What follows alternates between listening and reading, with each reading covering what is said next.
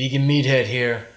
We're back with the second edition of Vegan Protein Wars, the vegan strength nutrition series where we assess which protein sources are the most efficient and protein dense to help you make gains. Today we're going to compare two formidable adversaries, the old school staple of vegan protein, tofu, extra firm. We're taking Soyboy back versus a very ambitious newcomer, Just Egg. On one hand, you've got all the health food vegans saying, clearly tofu's the better option. Then you've got the junk food vegans saying they only like Just Egg. And you've got those chicken abortion eaters saying they like the more realistic, processed Just Egg. But let's deep dive and take a look on which protein source is actually better. Now, I just want to make a caveat here. I'm not going to put up tofu in this competition as it is against Just Egg. We're going to do it as a tofu scramble. For the tofu scramble recipe, I borrowed one from my friend Tony on her website, Plant Based on a Budget. Now, I didn't stick to the recipe itself. I made a couple alterations. For example, I added an extra tablespoon of nutritional yeast. I'm not going to count any calories from any vegetables I add because I'm going to add both spinach and kale to both the Just Egg scramble and the tofu scramble. So those should wash each other out in terms of competition stats. Now let's look at the stats. Extra firm tofu itself, not yet as a scramble. We've got 88.5 calories per serving based on my formula for calculating total calories. 46% of those calories are from fat. 13.5% are from carbohydrates. 40.5% are from protein. That's pretty good. Per package of extra firm tofu, you're getting 40.5 total grams of protein, and it's going to cost you here in Texas about $2 to $3. Moving on to Just Egg. Just Egg comes in at 73 calories per serving. 62% of those calories are from fat, 5% are from carbohydrates, 33% are from protein. Also pretty good. Now here's the thing, we're making tofu scramble because Just Egg already has oils and additives in it. To even up the playing field, we're going to not just consume the tofu straight out of the package. I only do that when I put a block of tofu in smoothies. Otherwise, you're a fucking lunatic if you would do something like that. But we've got to prepare the tofu in some way. So, with the recipe I got from Plant Based on a Budget, it called for 2 tablespoons of oil added to the entire package of tofu. That adds an extra 126 calories, all in all.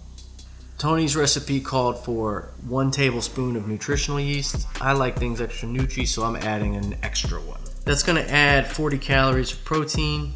So our total stats for tofu scramble come to 138.5 calories per serving. 54% are from fat, 13% are from carbohydrates, and 33% are from protein. I can't believe it. We've got ourselves a tie in Vegan Protein Wars episode number 2.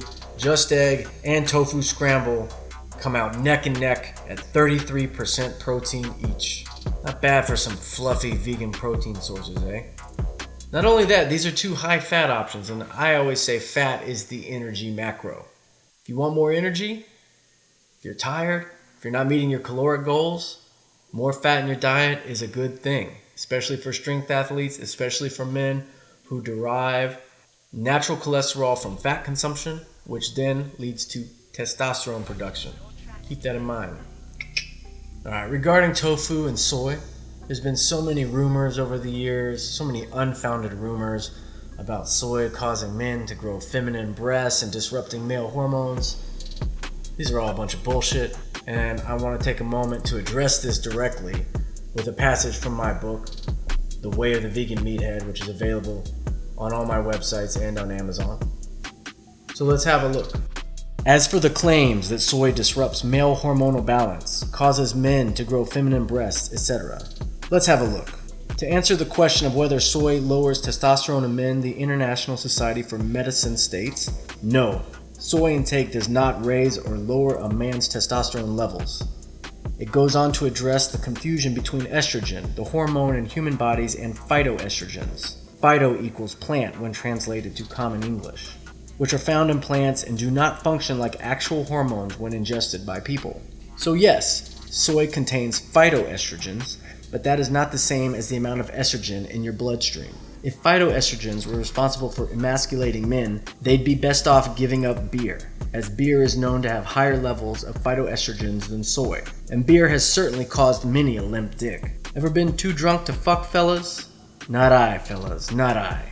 There's also been concern that pesticides and genetically modified organisms, GMOs, used in wide-scale industrial soy production may disrupt hormones, but let's think this one out. First off, the soy sources in my meal plan, tofu, tofurkey, field roast, gardein, etc., are typically all certified as organic non-GMO soy sources.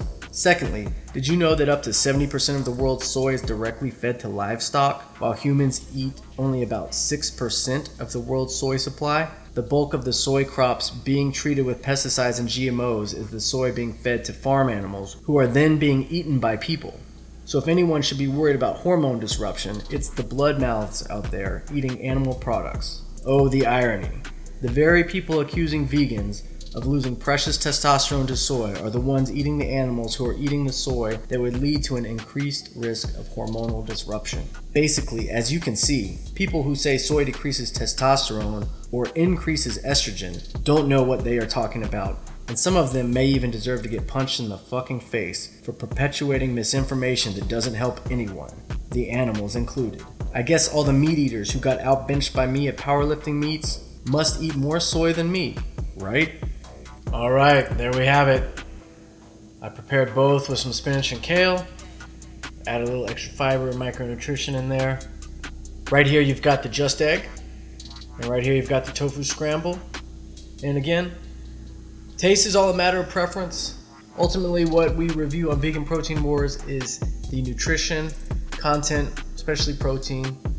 So, as far as subjective opinions go, let's see what tastes better. So this is just egg. Tastes like motherfucking eggs. Now, there's the old school heavyweight tofu scramble. Oh yeah. So, I mean, this tastes like eggs. This has got a little more kick. It's like a little more its own flavor with the nooch and the salt. Although I did put some of the same seasonings in the just egg. They're both great. It's going to come down to a matter of taste because these two bad boys have about the same amount of protein even after preparation with oils and other ingredients for the tofu. So, happy eating. Stay strong. Remember, don't be afraid of soy. And if you're failing, it's your own fucking fault.